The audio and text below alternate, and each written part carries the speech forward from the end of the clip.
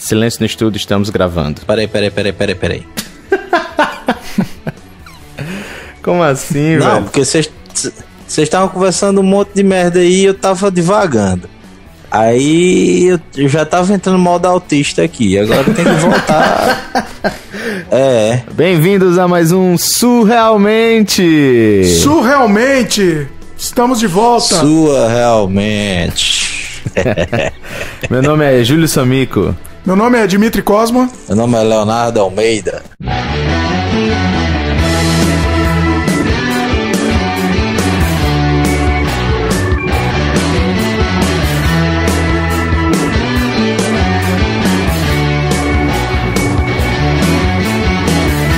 O que é o surrealismo, né? Surrealismo basicamente é a realidade dos sonhos. Se traduz basicamente a isso. E a gente vai entender um pouco. Não vai dar para falar tudo porque o assunto é muito extenso, é um assunto gigantesco, engloba todas as formas de arte. Então provavelmente essa é a primeira parte de um programa que vão ter vários programas, se vocês gostarem, obviamente. Então vocês vão falar se vocês vão gostar, a gente vai voltar ao assunto futuramente, porque é um assunto inesgotável e pessoalmente é um assunto que eu amo, assim, é um assunto que eu idolatro totalmente. Olha aí, Dimitri, nosso amante do surrealismo. Ui. Léo, tem algum detalhe, alguma coisa a dizer, a informar pro público? Rapaz, sobre surrealismo eu confesso que eu tenho uma certa dúvida no que é que ele se identifica com a psicodelia, que foi o tema que a gente falou, eu acredito que no podcast que saiu antes, né? Porque a ordem tá meio bagunçada, mas eu acredito que é tudo a mesma família, né, cara? O surrealismo é o primo esquisito da psicodelia, ou a psicodelia é o primo esquisito do surrealismo. Qual veio antes, né? A gente vai discutir isso. Qual veio antes, o psicodelismo? Exatamente. Ou o surrealismo? Qual influenciou qual? Como surgiu o surrealismo? E se ele existe até hoje, se ele parou? Algumas pessoas falam que ele acabou na Segunda Guerra. Vamos ver tudo isso, né? Vamos ver. Discordo totalmente.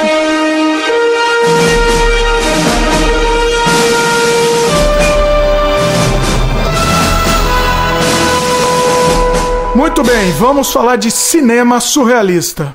Eu acho que eu vou começar, vou me dar ao direito de começar e vou falar do expoente máximo do cinema surrealista, que é Luiz Buñuel. Ele que praticamente criou o cinema surrealismo e acredito que ele, junto pouquíssimos outros que foram pro mainstream, que ficaram conhecidos, né? Na verdade, existem outros, mas os que são mais conhecidos é Luiz Buñuel, Alejandro Jodorowsky e David Lynch, obviamente, que vocês conhecem. Vamos falar um pouco sobre a origem do cinema surrealista, né? E o filme mais conhecido, e eu vou indicar aqui, é obrigatório, o filme de Luiz Buñuel, escrito por Luiz Buñuel junto com o Salvador Dalí, Um Cão Andaluz. É um curta-metragem de 16 minutos, espetacular, foi escrito de acordo com os sonhos que eles tinham. Então eles dormiam, sonhavam, acordavam, escreviam e separadamente eles iam escrevendo isso e depois juntaram, formando uma história espetacular, uma viagem ao inconsciente dos dois. Houve bastante influência de Freud aí, né? Nessa maneira nova de compor coisas, de criar coisas, né? Sim. Neste novo método de criação artística. Sim. Freud teve total influência nos criadores do movimento surrealista, né? E Buñuel e Dalí participaram desse pontapé inicial, juntamente com o André Breton, que foi realmente, vamos dizer, que o pai do surrealismo foi o André Breton, quando ele criou o Manifesto Surrealista, né? Mas ele já tá adiantando um pouco. Vamos botar o link desse manifesto no post, né? Vamos sim, é importantíssimo. Acho que esse foi o pontapé inicial do surrealismo, foi aí que nasceu, aí que é o embrião do surrealismo. Na verdade veio de antes, tá? Veio do dadaísmo. O dadaísmo originou o surrealismo. O dadaísmo era uma forma de arte que negava as coisas, né? Mas assim, e o filme? Vamos voltando ao filme. É verdade. É isso. E eu acho assim, esse é o filme para quem quiser entender o que é o surrealismo, como o surrealismo é expressado em forma de cinema, tem que assistir esse filme. Um Cão Andaluz. É um filme de 1924. Filme mudo? Filme mudo. Obviamente. Exatamente. 1924, é óbvio que é mudo, né? Filme mudo, sensacional. Esse filme, na verdade, ele faz até uma dupla com o filme que veio em seguida do Buñuel, que é A Idade do Ouro. Também espetacular, ele já é um pouco mais longo, mas ele constrói os personagens, constrói a dinâmica da história de uma forma que flui naturalmente. Todos os filmes do Buñuel são considerados surrealistas? Por exemplo, a Dama da Tarde, não é isso? A Dama da Tarde também. E no que é que esse filme, ele é considerado surrealista?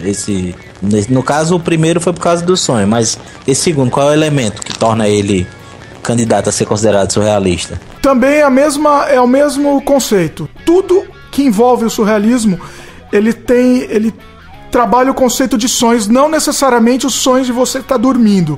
Você pode sonhar acordado, que existem técnicas surrealistas que te fazem liberar, como automatismo psíquico, por exemplo, que te fazem liberar o seu inconsciente, e você acordado consegue se expressar como se estivesse sonhando, dormindo.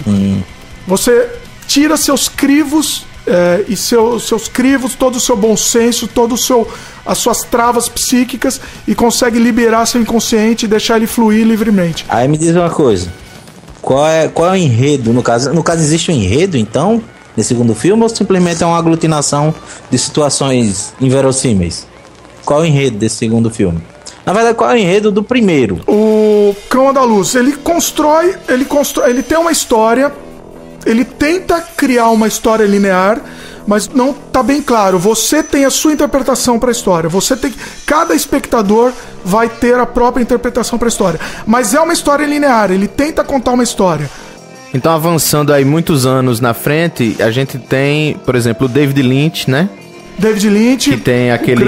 eu acho que é o mais conhecido. Hoje em dia, acho que assim, um dos filmes mais surreais que eu já vi é o Mulholland Drive, né? Que no Brasil saiu como... Acho que é a Cidade dos Sonhos, né?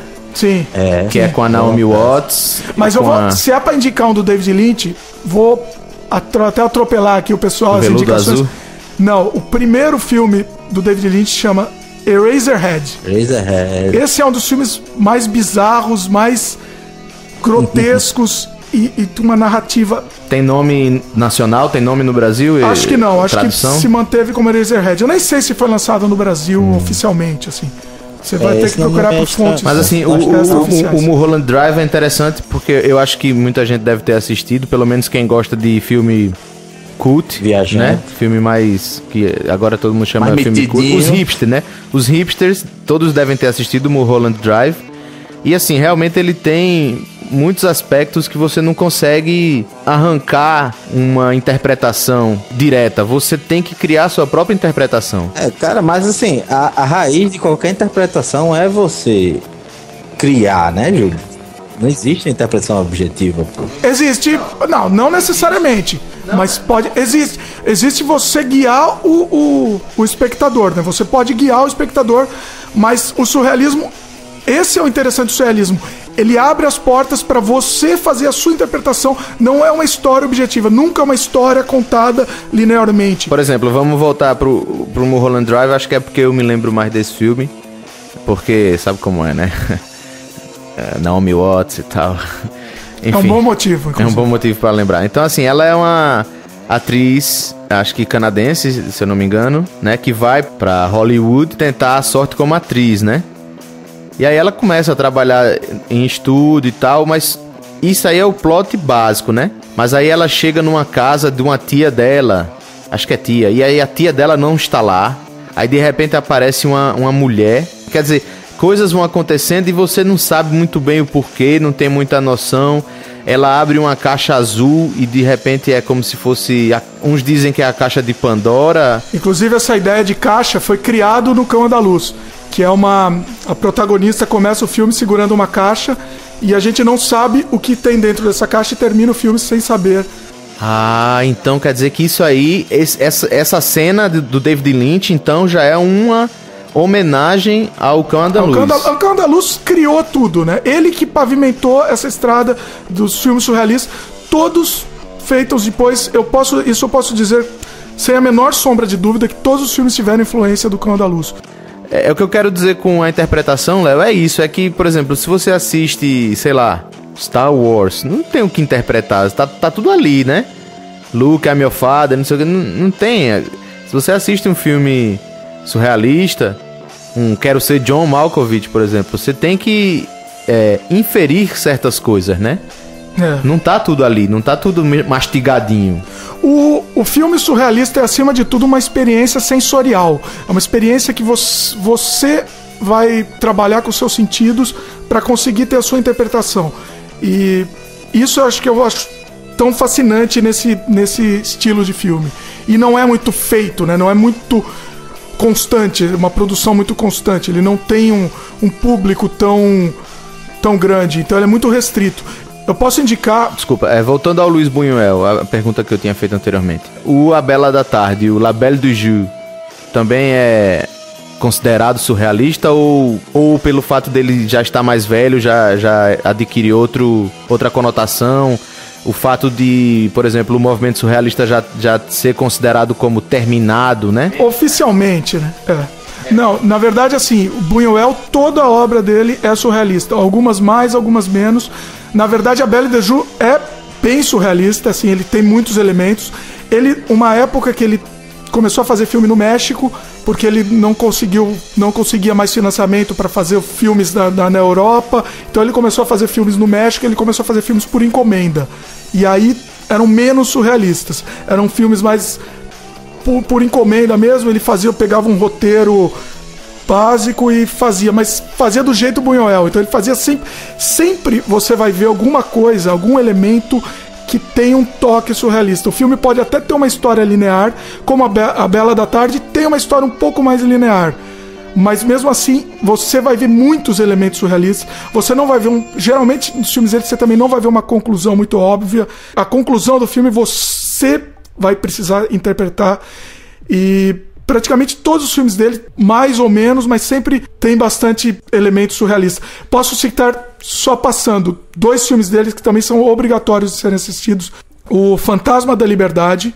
Não, vamos ao contrário. O Anjo Exterminador, que é um filme que mostra umas pessoas de alta sociedade e estão chegando numa festa. É em francês, não é? Sim, mas então, assim, por exemplo, aquele do Tim Burton lá, o Peixe Grande, que é um filme que basicamente o cara é um barão de Munchausen, né, americano.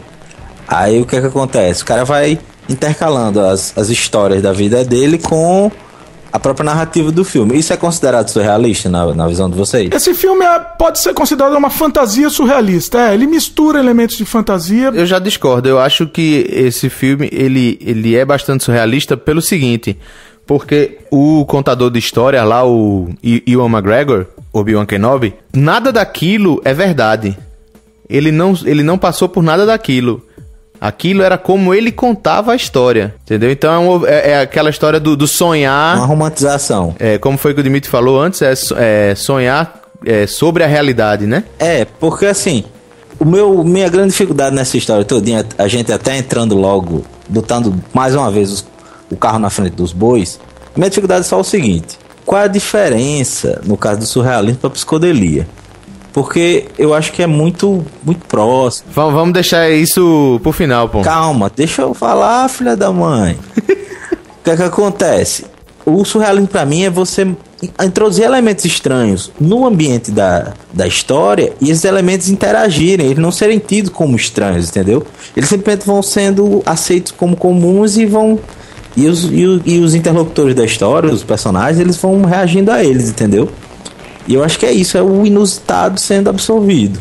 E eu acho que tá bem por aí, entendeu? Talvez não seja tanto nesse sentido de ter sempre sequências oníricas, de você estar sempre tendo que sonhar, ter essa coisa de chuva de sapo, entendeu? Eu acho que isso não é necessário para o realismo. Não, realmente não precisa. Mas esses elementos são criados, a grande maioria são criados em forma de automatismo psíquico. Então, quem está passando por essa situação dentro do filme, ela está reagindo de forma natural.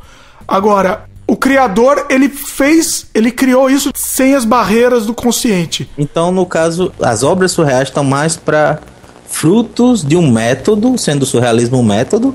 Seria isso? Não, pô, na realidade o surrealismo foi um movimento. Ele foi um movimento artístico, certo? Aí ele tinha... É um método. Não é um método, porque método é uma coisa que você aplica pra obter um resultado, né? Pois é, então, eles aplicam justamente o quê? O automatismo psíquico, sonho Não, lúcido. pô, mas Ele foi um olha só. movimento artístico Mas olha só, que tem essas seu viagens- método. Mas olha só, Pra ter uma coisa diferente, ele tem pô. vários métodos. O automatismo psíquico é um deles. Não é o único. Sim, eu não tô dizendo que só existe um método, não.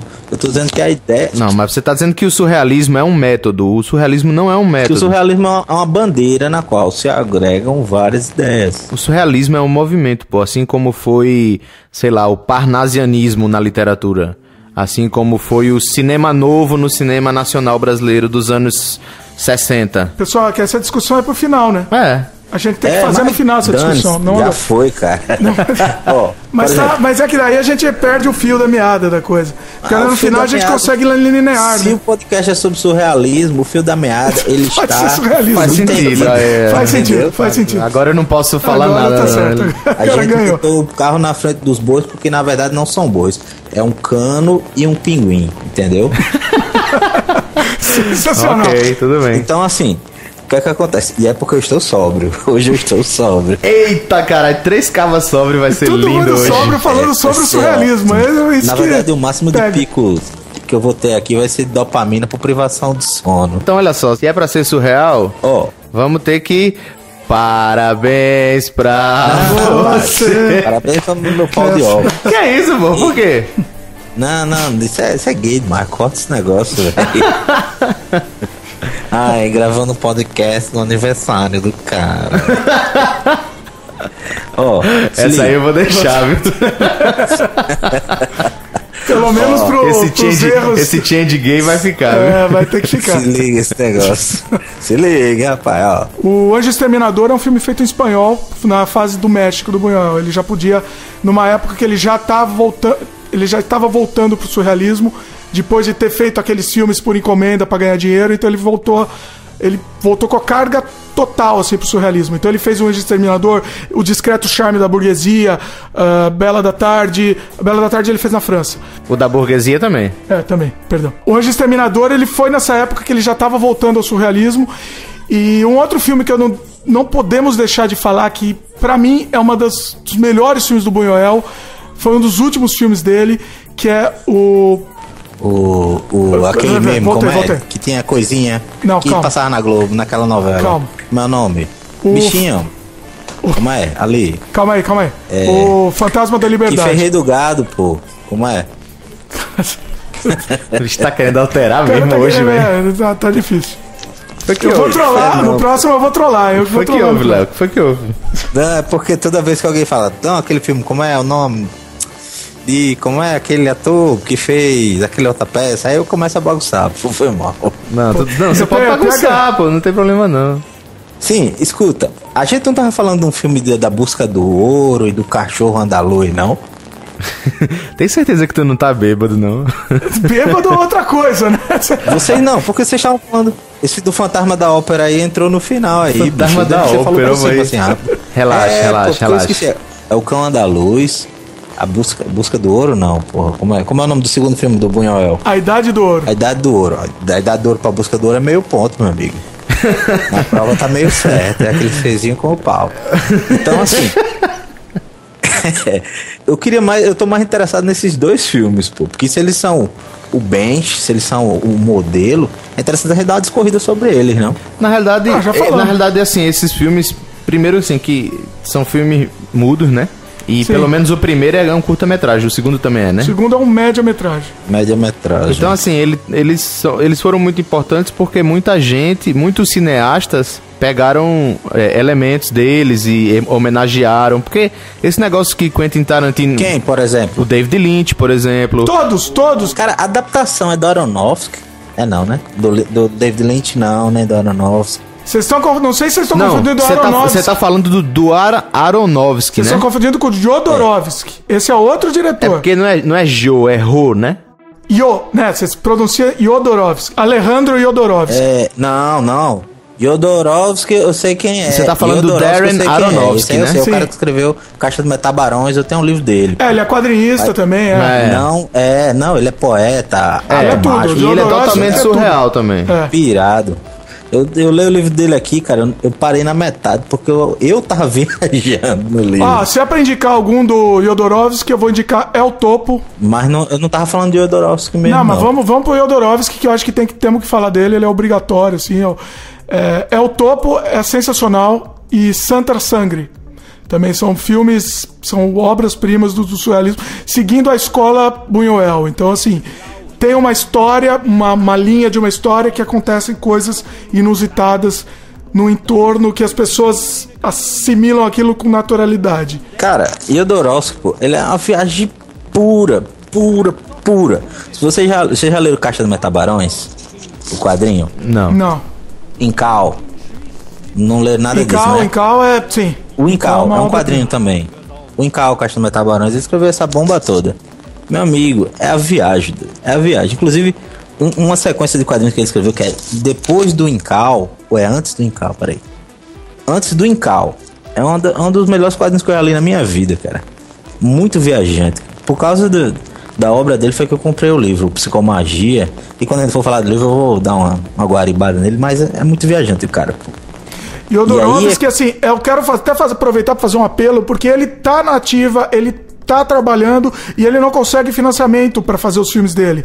Ele tem esse problema, porque as pessoas não conseguem assimilar a genialidade, assim, desse cara. Assim, esse cara precisa fazer muito filme. Peraí, mas você quer fazer um apelo, é isso? Quero fazer um apelo aos produtores mundiais. Aí, né?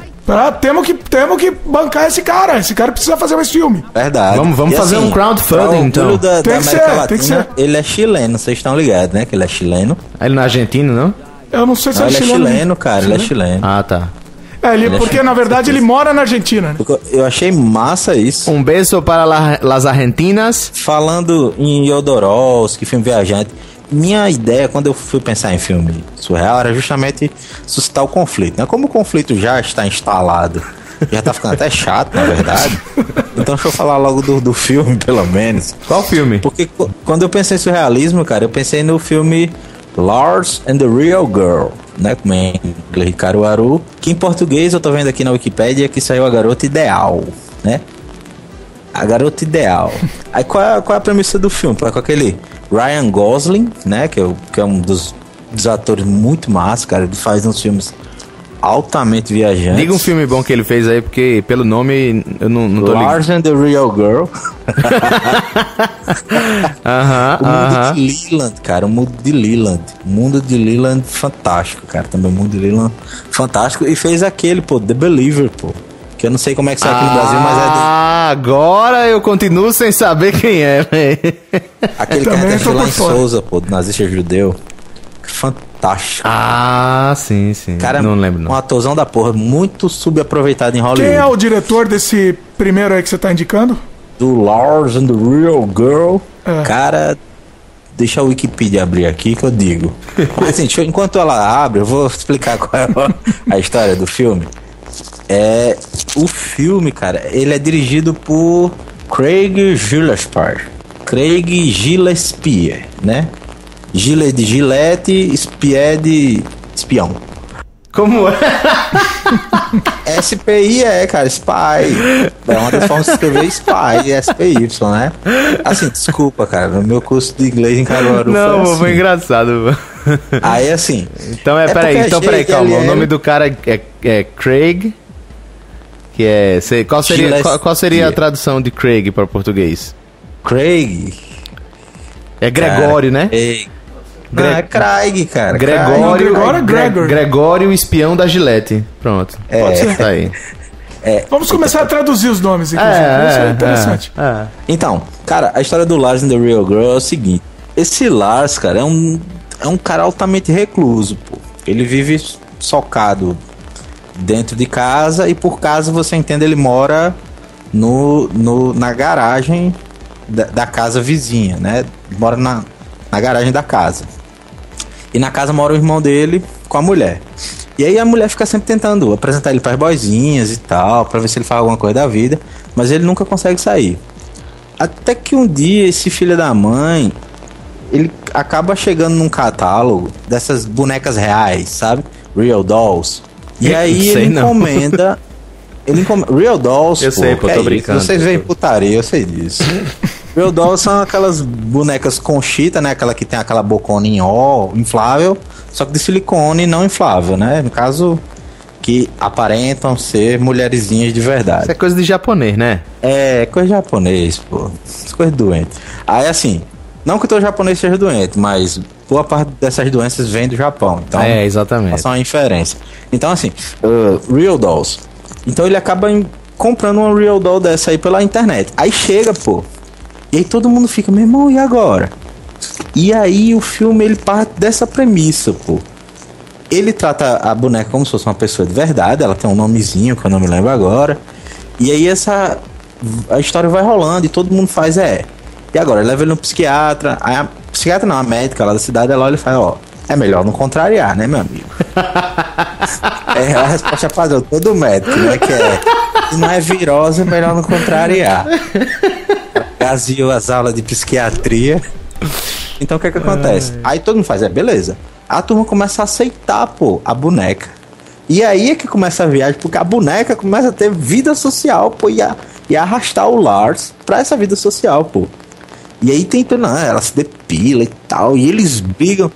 E o plot vai evoluindo. Eu não vou contar tudo, mas por que esse filme pra mim ele é surreal? Porque... Como é que a boneca adquire vida social? Os vizinhos começam a interagir com ela, pô. Oi, fulana, tudo bem? Como é que tá? Ei, Lars, levando ela pra passear e tal. E a boneca é cadeirante. Mas não é uma atriz, é a boneca mesmo. Não, é uma boneca o tempo todo. A boneca não fala... Assim, é porque eu não gosto de dizer certos spoilers, mas... Não, sem spoiler. Boneca... Eu vou dar esse spoiler, porque é foda, a boneca não fala o filme todinho, pô. É uma boneca, meu irmão. Entendeu? Faz sentido ela não falar, né, velho? Essa proposta, pra mim, é surreal, pô. Entendeu? É como a galera que joga RPG comigo costuma dizer, é o ovo na salada de fruta, meu irmão. É o inusitado, é o louco, cara. Olha, eu não assisti esse filme, mas pelo que eu tô entendendo, eu não sei se ele se enquadra tanto ao surrealismo, porque ele não tem elementos externos influenciando com naturalidade a coisa. É uma história que poderia acontecer. É o absurdo. É uma história absurda. É o absurdo. É uma história, uma fantasia É uma história absurda, mas eu não sei se ele se enquadra num filme surrealista. Então ela não seria surrealista esse filme. Lars and the Real Girl. Bem, acho que pra avaliar só assistindo. Assistir, mas não, tô perguntando pela sua descrição, assim, não sei se... Não tem, é uma história que poderia, cara. Não tem elementos externos, não tem influências. Não tem chuva de ácido. Não tem chuva de sapo, Não tem morto-vivo, tem nada.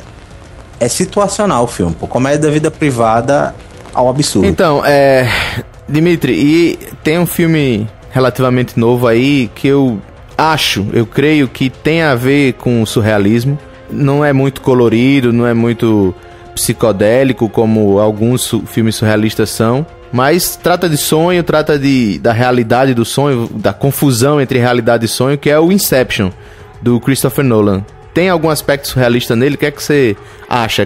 Qual a sua opinião sobre isso? Bom, por tratar do assunto sonho, ele já tem alguns elementos surrealistas, mas eu acho que foi muito mal aproveitado. Sinceramente, eu acho que eles usaram os sonhos para fazer sequências de ação que poderiam ser na vida real, entendeu? E, em vez de aproveitar esses elementos, trazer os elementos de sonho pro filme. Essa ideia de subníveis de sonhos. Sonho dentro do sonho. Isso daí é sensacional, é uma ideia genial e isso poderia ser muito mais bem aproveitado, trabalhado com o surrealismo dentro de uma história linear que poderia continuar sendo a mesma história linear. Mas, por exemplo, a cena do hotel que gira, né? Da gravidade, aquilo ali é surreal. Aquilo não existiria no mundo real, né? Sim, aquilo é um dos elementos...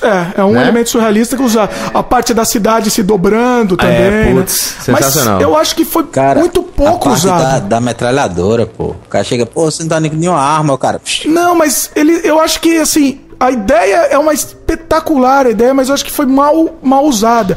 Pra que aquela coisa do tiroteio na neve? Parece que foi assim, os produtores falaram, não, precisamos de mais tiro, mais arma. Vamos lá, a gente é americano, precisa ter um monte de tiro, um monte de arma, e um monte de gente matando aqui, pulando. Pra quê? Estragou, entendeu? Ficou uma coisa boba, ficou uma coisa vazia. Cara, mas o sonho tem disso, pô. Mas isso se deve, acho que... Porque, afinal de contas, era um blockbuster, tinha que vender. Mas assim... Dá pra entender o porquê colocaram isso. Mas tem um aspecto, então, surreal ali. Tem. Ó, deixa eu defender o Nolan. Não deixa de ter, apesar de não ter sido muito bem explorado. Defenda o Christopher Nolan. Você voto vencido aqui, eu sei que eu não sou. Não, eu não votei, não disse nada ainda. De surrealidade e tal, supra-realidade, mas assim, cara, eu acho que o filme ele é bastante viajante, bastante surreal, porque assim, todos os elementos visuais do filme, pô, eu não vou entrar nesse papo babaca de dizer que são metáforas e tal, mas assim, o filme é a invasão de uma cabeça, pô. Todas as imagens que estão ali são representações da ideia da cabeça do cara, pô. Então eles vão a nível, eles vão sonhando dentro dos sonhos pra ir entrando nas camadas mais profundas da mente do cara, pô. Então a cabeça do cara é bem vazia, porque só o que tem de nego atirando por todo lado, só isso é a cabeça do cara. A defesa, eles mesmos falam, ó, quando a turma presta atenção em você é porque ele tá consciente que o sonho dele tá sendo bagunçado, essa defesa podia ser mais bem explorada. Poderia, mas aquele negócio... Não querendo reescrever o roteiro, mas poderia ser... Não precisava ser os soldados lá atirando... Mas aí que tá, é porque também você tá esquecendo o seguinte... O paradigma dos caras que estão entrando no sonho também conta. Pra eles é uma invasão, é um heist, entendeu? É uma invasão, pô. Eles vão lá pra tomar a coisa. Então tem essa coisa cinematográfica James Bond, também é moldada pela visão dos caras, pô. Tanto que os elementos acidentais são porque a personalidade de cada um vai modificando as coisas. Por exemplo, tem o cara que é arquiteto lá do sonho, ele consegue criar coisa do nada, eu falei da metralhadora, não foi de tiro, mas é porque o cara faz, pô, tá tirando com a pistolinha, a gente tá tirando com a metralhadora. Ele, peraí. Aí ele saca a metralhadora do nada, entendeu? Porque ele molda sonho. Já tem o boyzinho Jason, o Gordon Levitt lá. Ele consegue se colocar bem dentro daquele negócio giratório, entendeu? Ele consegue se posicionar melhor naquela luta do corredor giratório, justamente porque ele tem essa prática. Enquanto que o lance do trem, pô, da mulher, entendeu? Que é a psicose lá, a loucura do Leonardo DiCaprio, voltando a culpa dele, voltando pra atormentar ele, quanto mais ele vai se aprofundando, entendeu? Então assim, o terceiro nível da neve é o mais importante, porque é o Fort Knox, pô. Eles próprios fizeram o design daquilo ali pra poder fazer o cara aceitar, entendeu? Uma situação dramática. Poderia ter sido de outra forma? Poderia. Só que quanto mais irreal, menos crível seria. E aí a ideia é o quê? Não é fazer uma Inception, não é plantar uma ideia. Tem que ter um quê de plausibilidade. Por isso, a pipoca. Nesse ponto eu acho que o Nolan foi feliz. Agora assim, você fala corredor giratório, porque você viu o making off, né? Porque na realidade... eu sei. Não, assim, só porque o corredor, no filme o corredor não gira. Ele não gira, muda a gravidade, tá. Não, eu sei, eu tô só... Porque você falou corredor giratório, a pessoa que não viu o making off vai ficar, mas que corredor giratório? Não tem isso. Eu tava pensando o que era esse tal. Você não se ligou, não? Eu não sabia. É porque no making off você vê como ele fez, né? As câmeras ficam paradas e o corredor gira. E o corredor gira, né? Aí dá aquela impressão louca. Mas no final das contas, se você pegar pelo efeito observador, o referencial do Joseph Gordon-Levitt lá, ele tá girando mesmo, pô, o corredor gira. É verdade, você tá certo. Porque a realidade é que modificou-se todinho em relação a ele, pô. Moral da história, acho que tem alguns elementos surrealistas, mas eu acho que não pode ser considerado um filme surrealista. Ele é mais um filme de ação. Não é um Luiz Buñuel. Coitado do Christopher Nolan. Coitado, se ele chegasse ao dedinho do pé do grande Luiz Buñuel, ele tava bem. Em Nolan, we trust. Heresia. Não, ele é um bom diretor, eu tô brincando aqui, mas ele é um bom diretor, obviamente, mas são propostas completamente diferentes, né? Assim, não tem... não dá pra comparar, dá pra comparar um com o outro. Exato. Assim. Dúvida sanada. Dúvida sanada, era isso mesmo. Dá dinheiro, todo mundo já sabe. Dá dinheiro, todo mundo já sabe. Dá dinheiro, todo mundo já sabe. voltando com Surrealmente, vamos falar de games agora. E quem vai falar primeiro? Quem quer falar primeiro? Tira aí no paro aí pra vocês dois. Vai, Dimitri. Fala aí, Dimitri. Vamos começar a falar de game, assim eu vou ter que puxar a sardinha pro minha brasa, né? Eu vou indicar o game que eu fiz, que chama Surrealidade. É um game bem antigo, vai ser difícil vocês conseguirem baixar. Se vocês conseguirem baixar, tá disponível aí de graça. Cadê o link? Pra população, o link tá aí no post. Tá mesmo? Não sei se tá, né? Vamos ver se vai estar. Não promete Não que prometo, você não pode prometo. cumprir. Vamos ver. Se der, o link vai estar no post. E se não der, o link do vídeo, pelo menos, pra vocês assistirem o jogo. Ou então tá do no post. Torrent, pô. O Torrent, infelizmente, não tá ainda. Quem quiser piratear, pode piratear à vontade. O jogo já tem mais de 15 anos, então pirateiem à vontade. Fiquem à vontade, distribuam. Pô, mas se o jogo tem 15 anos, pô, ele era o quê? Ele era pra MS-DOS?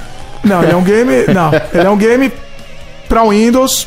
Não tem pra Mac, não? Só pra Windows. Não tem pra Mac, Qual a velho? versão do Windows? Não tem pra Mac, pra Windows. O game foi feito em 99, tá? Ah, Depois ele futuramente saiu numa revista do CD-ROM, foi publicado em 2003, mais ou menos. Mas o game é bem antigo, ele é no estilo Myst, e ele é um game que ensina o conceito surrealista. Ele mostra o que está por trás do conceito, mostra como foi criado o surrealismo e quais são as técnicas surrealistas. Então ele é uma viagem em primeira pessoa, uma viagem ao inconsciente. Ele começa no nível real, depois ele vai pro nível dos sonhos. Ó o Inception aí. Ele já tinha o Inception antes do Inception. Ele vai pro nível dos sonhos, o nível consciente. Processo Nolan. Processo Nolan, exatamente. Ele vai pro nível da consciência, no mundo dos sonhos consciente, depois ele abre as travas psíquicas e vai pro nível inconsciente, e cada um desses níveis tem vários universos, vários momentos, e a pessoa vai aprender sobre o surrealismo da forma de um jogo. Ele vai aprender não só sobre a arte surrealista, ele vai aprender sobre todas as técnicas surrealistas, sobre o conceito surrealista. Ele tem uma galeria gigantesca com vários trabalhos. Tem o filme O Cão Andaluz, está disponível no jogo em forma integral, porque o filme é domínio público, então ele está disponível integralmente num cinema virtual lá que você precisa responder um teste para passar. Então, assim, são várias mini atividades. Tem um simulador de automatismo psíquico que a gente vai saber daqui a pouco também o que é automatismo psíquico. O jogo tem um simulador disso. Então, ele é bem interessante, assim, ele é bem completo. A pessoa que jogar, ele vai entender muito sobre o surrealismo. agora eu quero jogar, então você vai ter que arrumar o link aí pro pessoal, pô. Vamos arrumar o link. Se o link não O tiver... seu jogo, ele tem um paradoxo, cara. Pode falar. Porque como é que o jogo é pra Windows e você abre e trava, meu amigo? Pelo contrário. O jogo pra Windows, ele sempre trava.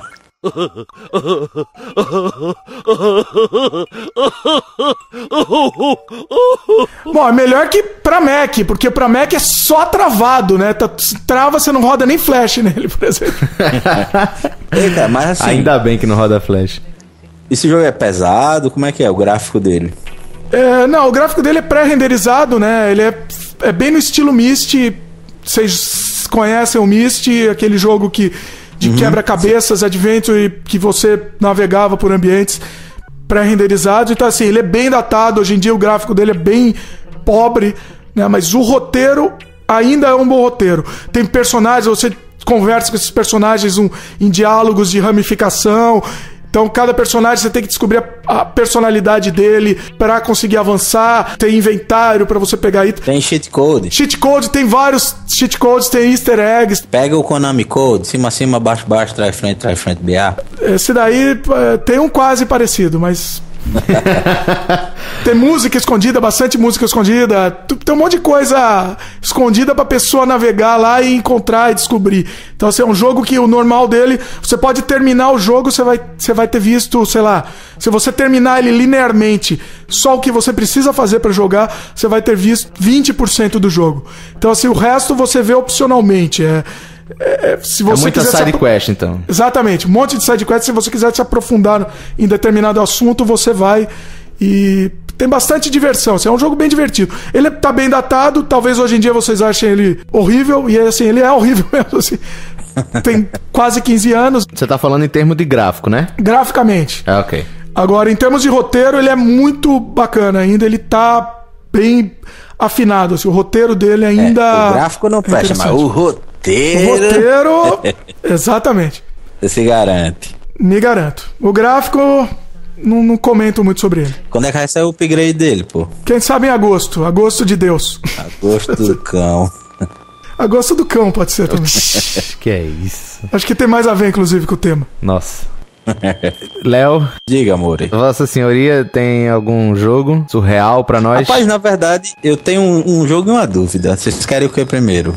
A dúvida. O jogo ou a dúvida? A dúvida, pronto. Já jogaram Minecraft? Não joguei, já vi. Também nunca joguei. Já vi vídeos. Esse jogo não é pode ser considerado surreal? Cara, Minecraft... Eu não consideraria nenhum jogo, na realidade. Porque ele é um sandbox, né? É uma viagem. É um sandbox, mas é um sandbox sem objetivo, né? É um Lego gigante, né? Vamos dizer assim. É, e assim... Mas só que tem os monstrinhos, né? Que aparecem de noite. É, tem os monstrinhos e o seu objetivo basicamente é viver, né? É ficar vivo, né? Não tem objetivo. Você simplesmente tá lá, Ou não entendeu? viver, né? Se você ficar jogando esse jogo, você deixa de viver. Inclusive, a vida real. É. Bom ponto, belo ponto. Não, é um modo autista total, pô. Mas nesse jogo, por exemplo, você pode dar vazão aos seus sonhos, fazer chover fogo, entendeu? Fazer chover porquinhos quadrados. É um jogo que te dá ferramentas e se você quiser ser surreal dentro desse jogo, você pode ser. Mas não seria um jogo surreal. Você traz a sua surrealidade pro jogo. É, talvez seja mais isso mesmo. Pronto. Então o jogo que eu vou falar também tá meio nessa verve aí, nessa ideia, que é o... Atenção para o inglês.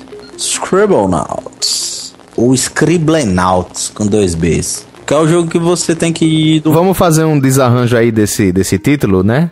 Scribble seria o quê? Seria escrivão, alguma coisa... Scribble tem a ver com escrita, é isso? Os escrivão-nautas, né? Ah, tá, ok. É o escrivão nato, pô. Escrivonato. Pronto. É um bom nome. O Pronto. cara que faz concurso pra técnico aqui no tribunal, pô.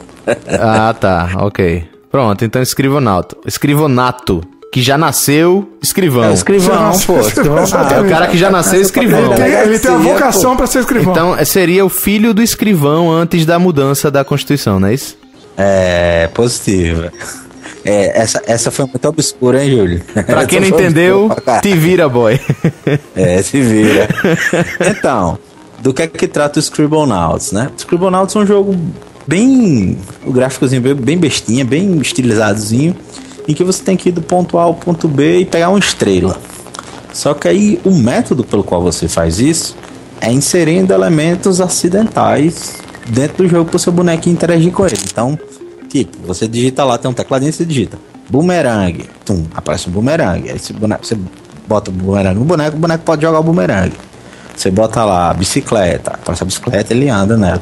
Você bota Deus, aparece lá o velhinho, barbudinho. Você bota demônio, aparece lá o demônio.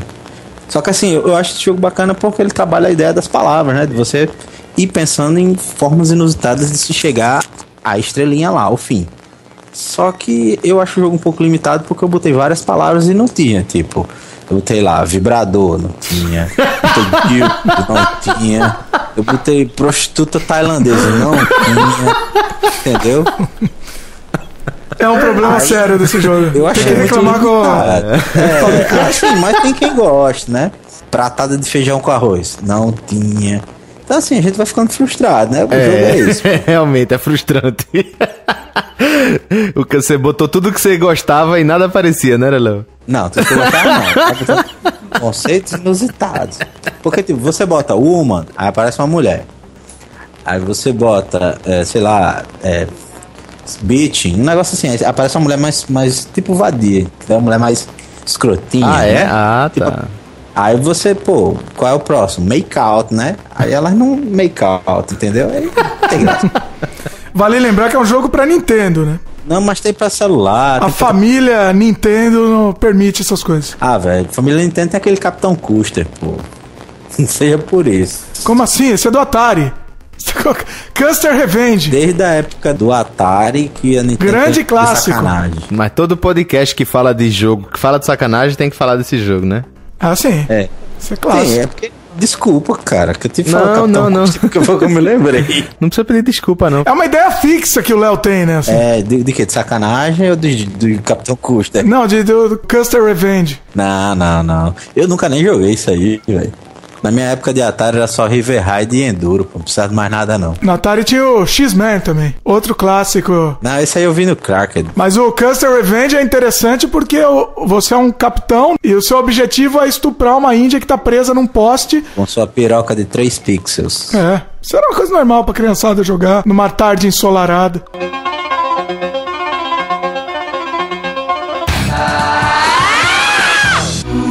Antes de falar de música surrealista, uma pequena ressalva. O movimento surrealista não fincou muito o pé na música, né? Ele se restringiu mais às artes plásticas, ao cinema, um pouco na arte escrita, né? Na literatura. Mas, de qualquer forma, alguns artistas, alguns músicos chegaram a flertar, digamos assim, com ideia surrealista, né?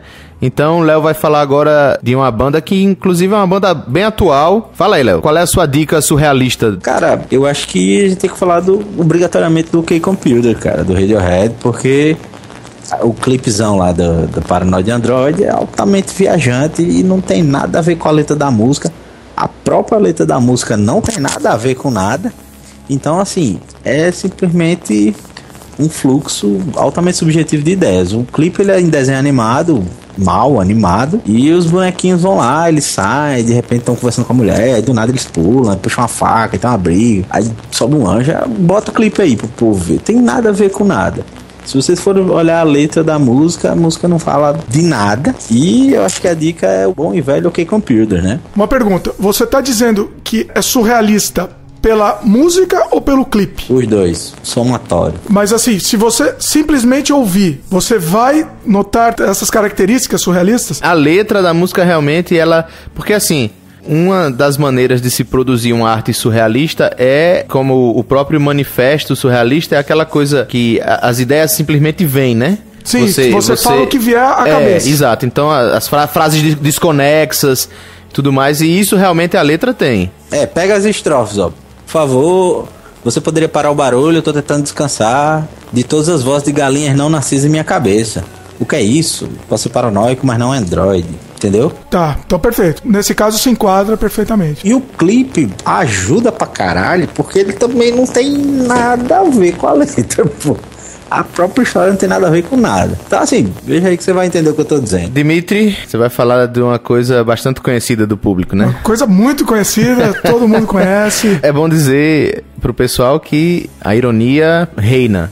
A ironia paira no ar, em toda a sua plenitude. Vai, Dimitri. Bom, geralmente eu gosto de indicar coisa totalmente escondida no fundo do baú que ninguém escuta, que é uma coisa estranha, uma coisa que... Na verdade, eu gosto de escutar música assim, né? Eu não gosto de coisa muito...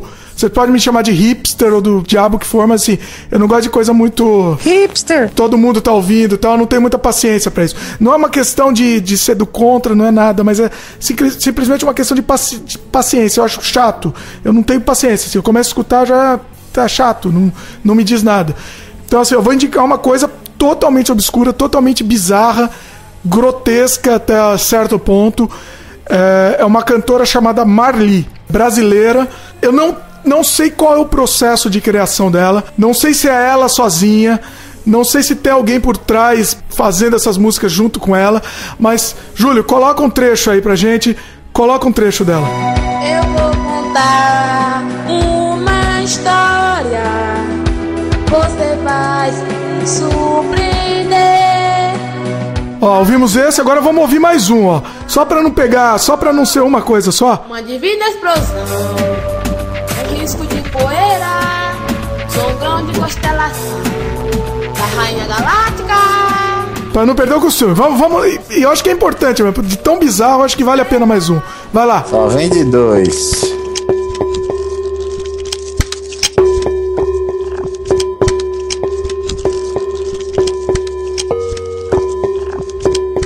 E é isso, tem o que falar sobre isso, não tem mais muito o que discorrer. O negócio é totalmente desconexo, musicalmente não faz o menor sentido.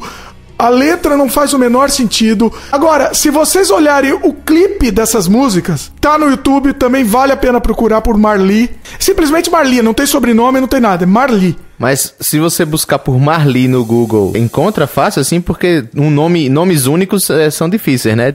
Se você digitar no Google Marli música, já vai aparecer bastante coisa dela. Uma música conhecida dela chama Bertolina também. Você também vai digitando isso, você consegue achar. Na verdade, a história dela ela foi trabalhar de empregada doméstica na casa de um rapaz, e eles começaram a ter essa dinâmica de trabalho e de piração, e começaram a criar essas músicas que nada mais são que automatismos psíquicos claros, são perfeitos automatismos psíquicos. Então, Marli é a cantora, como chama o companheiro aí? Não, na verdade ele não tem nome, é só Marli mesmo. É só Marli, só então. Ela que é divulgada. Assim. Só Marli, e o nome da música é Bertolina? Se você procurar por Bertolina, vai aparecer a Marli e você já começa a ver os outros trabalhos dela. Como bom nordestino, me recuso a falar Bertolina, tem que ser Bertolina.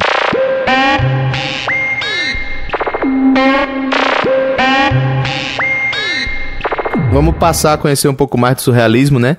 Coisa que o Dimitri entende bem. Não, nem tanto, eu não entendo bem, eu sou É um estudioso, eu sou né? Eu amo o surrealismo, admirador. Não necessariamente, eu sou um admirador, exatamente. Não necessariamente sou um expert. Entusiasta, né? Sou um entusiasta, exatamente. Isso.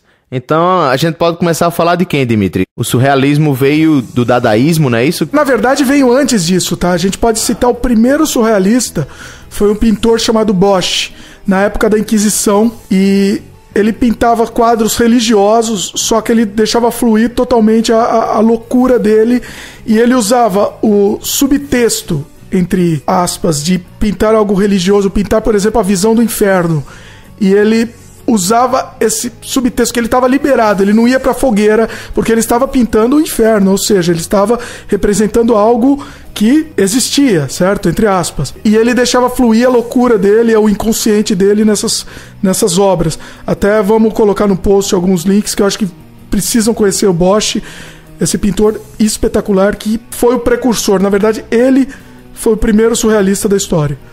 Mas ainda não existia o movimento surrealista. Não era um movimento, era uma coisa, era o trabalho dele na época da Inquisição, ele conseguiu pintar as loucuras dele fugindo do tema religioso, mas usando o tema religioso como escada para poder fazer os trabalhos dele sem ser mandado para fogueira.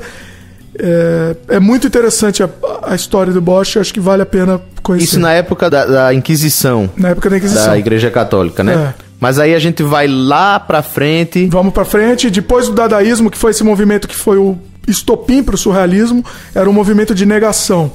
Então, assim, era anti-arte. E depois disso, nasceu o surrealismo.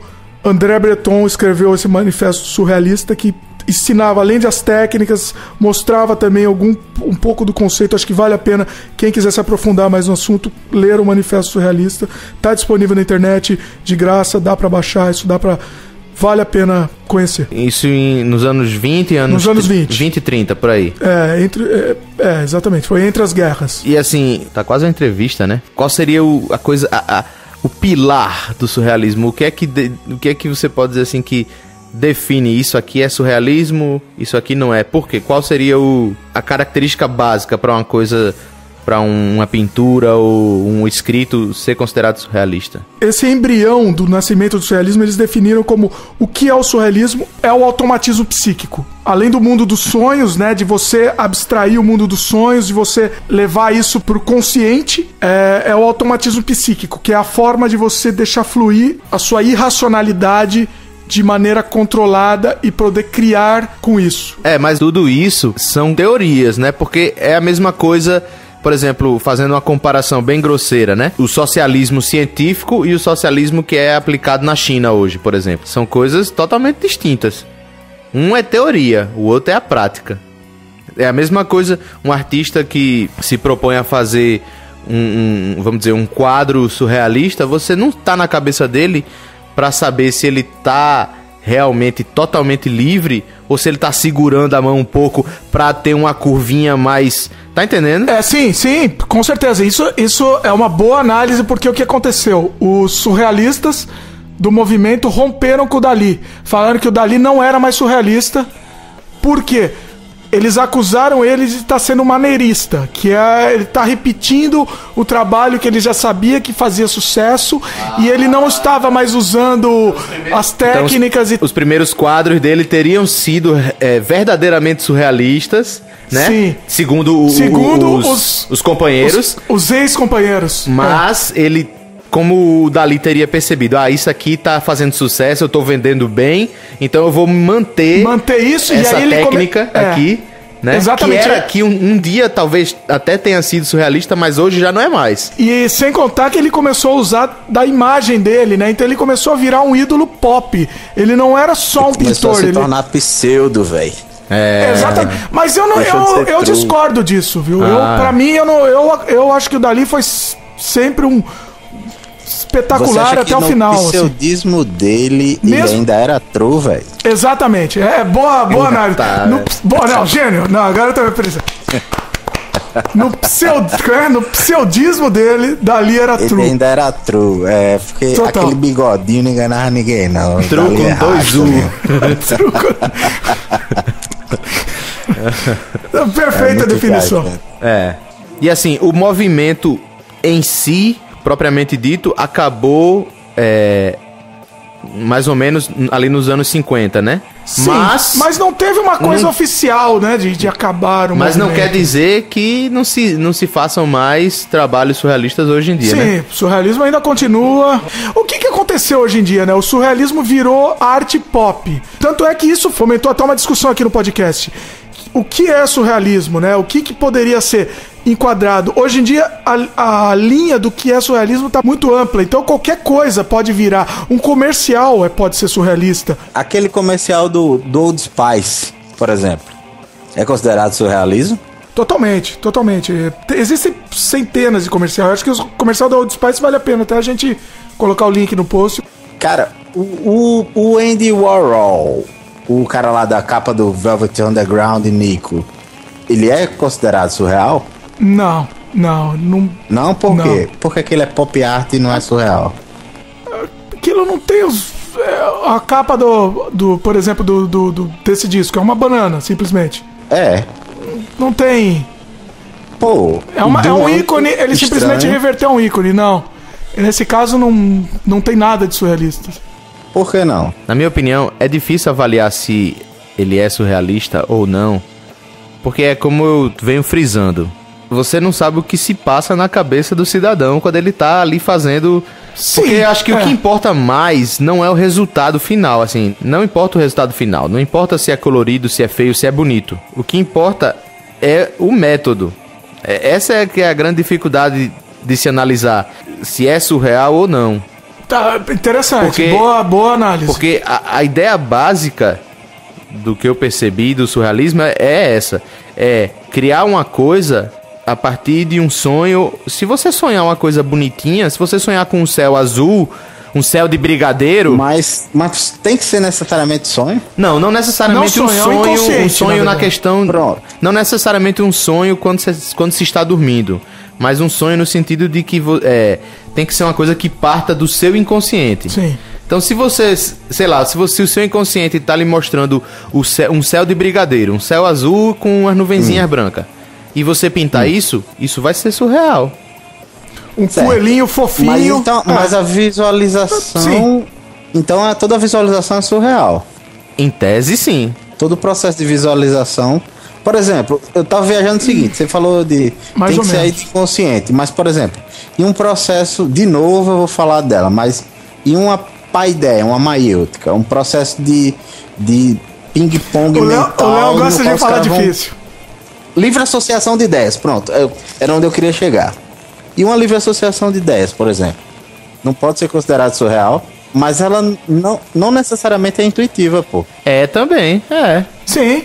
Com certeza. E é assim que se faz uma poesia surreal. Essa é a base do automatismo psíquico, a livre associação de ideias. Eu vou falar a uma letra palavra do aqui. Paranoide Android. Por exemplo, eu falo uma palavra aqui, o Júlio imediatamente completa com outra palavra. E o Léo completa imediatamente com outra palavra. Isso é uma associação de ideias, mas está fluindo do seu inconsciente. Velho, Já que você falou nisso, eu e Léo, a gente fez uma viagem uma vez, tu lembra, Léo? lembro. Cara, eu tinha um poema com a galera da minha rua chamado Wakes Jakarta. Pronto, você já fez um poema surreal, Léo. Sensacional. Olha aí. A gente, cada um diz uma letra. É W, H, I, aí. Mas aí é que tá. Será que foi totalmente surreal? Porque o primeiro que falou a primeira letra, ele falou surrealmente. Mas o último lá, quando ele percebeu que se eu colocar um E aqui... Exatamente. Não, Eu mas tenho, aí que né? tá. Mas calma. aí é que tá. Por isso que o automatismo psíquico era feito de uma outra forma. O automatismo psíquico em grupo. Na verdade, você não falava a palavra. Você escrevia. Eu vou jogar de novo a bola pro meu surrealidade, o meu jogo. Vamos explicar, não. Vamos fazer. Vamos fazer. Dimitri vai guiar a gente e a gente vai terminar o podcast hoje. Não vai ter poema. Carlinhos Brown é psicodélico. É surrealista, cara. Luva, farol, capacete, rua. Léo, você volta pra explicar Já tô o... viajando já. Luva. Goiabada. Vamos fazer então. Vamos fazer. Escrevam o que vem à cabeça. Mamoeiro e pare. Cachorro destroçado. Cerveja hoje. Josué Mamona. Cabeça de luva. Dormir abajur. Escola Cleide. Liquidificador condensado. Brasil barulho. Nada com porra nenhuma, hein? Sanduíche natural. Distribuindo arrotos. Tem que continuar ainda? Camelo. Quadrado. Suja. Lata. Gorda. Olha aí. Rapaz, o Paranoide Android, a letra lá foi feita assim, Léo. O meu jogo surrealidade tem um gerador de frase assim. Teclado. Enluvado. Comeu. Farol. Morto. Eu pra ser surrealista não ia dar certo, não. Eu começo a raciocinar, pô. Não, mas escreve o que é a palavra que vier. Eu tenho que ver se faz sentido. Eu sou muito assim. Não, mas não tem sentido. Você tá escrevendo uma palavra. Qual o sentido de uma palavra, meu amigo? Caralho, que profunda agora. Qual o Vai lá, sentido vamos de lá. uma palavra? É verdade, bicho. Como pode alguém sonhar o que é impossível saber? Pira, Sôfrega. Anoitece. a luva. Rotunda. Sensacional. Tapa. A pira sôfrega anoitece, a luva rotunda. Luva rotunda parece nome de instrumento de tortura, né, velho? Essa foi a melhor, eu acho. Você agora vai pra luva rotunda. Meu Deus, por favor, não, cara. Vamos fechar? Vamos fechar. Luva rotunda é um instrumento pra fist fucking, né, velho? Quer pizza, Léo? Sacanagem, né, velho? Aí, sacanagem. Chega, ele se calou, tu viu? Hã? Se calou ele, velho. Se calou totalmente. Ficou com raiva. Com ódio. Mortal. Mortal, foi. Léo? Porra!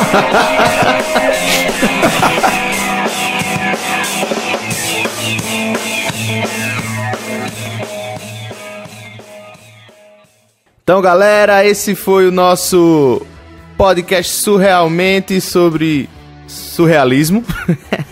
É surreal. E agora vamos dar uns recadinhos do coração. A música da minha vida. Dimitri, por favor, diga para o pessoal qual é o nosso Facebook. O Facebook do Surrealmente, você entra lá no Facebook, né, .com, e digita na barra de busca Surrealmente, você vai encontrar nossa página. E tem bastante coisa lá, postando bastante coisa, novidade, quando é lançado um novo podcast. Enfim, acho que vale a pena. Valendo salientar que nós somos noobs e não conseguimos programar aquele negócio direito pra ficar pro facebook.com/surrealmente, porque infelizmente nós somos noobs. Mas um dia vai estar funcionando. Uma hora vai Ter fé. funcionar, acho. Tenha fé na força. O que mais que a gente tem? Redes sociais. Não basta acessar, é acessar e dar o like, porque a gente precisa desabilitar uns negócios lá, só libera uns especiais secretos, assim, o Akuma, quando tem 30 likes, então eu tô esperando o Akuma do Facebook liberar aqui, por favor, façam essa caridade, ok? Não precisa nem gostar da gente, basta clicar lá. Aliás, eu acho que deve ser isso, né, velho? Se a gente tiver mais de tantos likes, ele libera a página pra gente, olha aí. Amigo, então, se for isso, libera a nossa página pra gente, vai. Por favor, porque assim, eu já tentei o Konami Code, entendeu? Cima, baixo, R$30, não dá certo. O código do Campeonato Brasileiro 96 do cachorrinho também não deu certo. Então, cara, tem que ter os likezinhos lá. O Facebook é meio escroto nesse sentido. Então, escutou o programa, gostou, dá o joinha lá no like na página do Facebook do Surrealmente. E o Twitter, nosso Twitter, Léo, qual é o nosso Twitter? Diz aí. @surrealmente. Né? Quem não conhece o Twitter, né? http://caída pra direita, twitter.com/surrealmente. Eu disse barra caída pra direita porque o usuário de Linux pode usar barra pra caída pra esquerda. Ok. Então aí, o usuário de Linux você não precisa dizer, ele já sabe, né? Ele já tá no nível acima, não é isso? Já nasceram sabendo, inclusive. É verdade. Pode crer. Sem confusão aqui, pô. Vai lá, que assim, atualmente o nosso Twitter tá muito movimentado com 0 posts, entendeu? Mas estamos trabalhando para melhor servi-los, para servi-los sempre, certo? É isso aí, cara. Um dia eu vou atualizar o Twitter realmente, um dia. Fora isso, também a gente também tem o feed do iTunes, né, Júlio? Qual que é? Isso, o feed do iTunes eu não sei qual é, mas em cada... Desculpa, Por lá no iTunes. Eu não sei qual é, e assim, também tem o seguinte... Se eu disser você, meu ouvinte, você não vai anotar, que eu sei. Então faz o seguinte, você visita o surrealmente.com. Comentem, por favor. É sério, fundamental o seu comentário, estamos implorando de joelhos. Está roubando, mas só tô pedindo um comentário. Só um comentáriozinho. Mas de preferência comente. Ou compra balinha. Mas comente, sério. Na página do podcast vai estar lá o feed, porque o Dimitri vai colocar, né, Dimitri? Tá lá, vai estar lá no post, com certeza. E assim, se você por acaso chegou a essa bagunça e até agora não conseguiu adivinhar o nosso endereço, www.surrealmente com 2 R's, pelo amor de Deus. E com L também, né? Surreal. Surrealmente.com. Não é .com.br, não é .hpg.ig.com.br, é .com. Certo? Isso. Tem um detalhe aqui, a gente tá atrasando ultimamente, né? A gente prometeu de 15 em 15 dias um novo podcast, mas a gente acha que em breve isso vai estar resolvido, né? Mais tardar pra Copa do Mundo vai estar perfeito. Vamos a Copa botar... do Mundo do Brasil, isso talvez esteja perfeito. Vamos botar a culpa no Red Dead Redemption, que eu comprei e agora é muito bom. Não, vamos botar a culpa no meu namoro. Certo? Também. Que está me esvaziando. Vamos botar a culpa no Eric também, no filhão aqui. Todos têm culpa no cartório. Então é isso, galera. Um abraço. Até a próxima. Valeu. Até a próxima.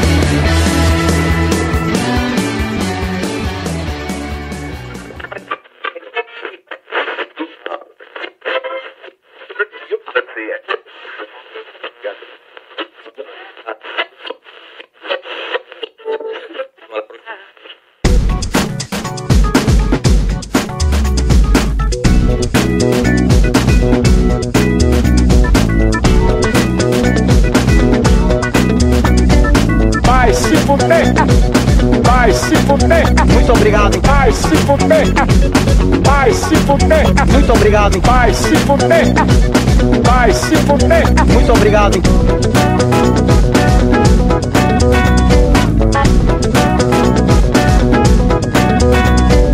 Vai se fuder, muito obrigado. Vai se fuder, muito obrigado. Vai se fuder, muito obrigado. Vai se fuder, muito obrigado. Vai se fuder, muito obrigado. Vai se fuder, muito obrigado.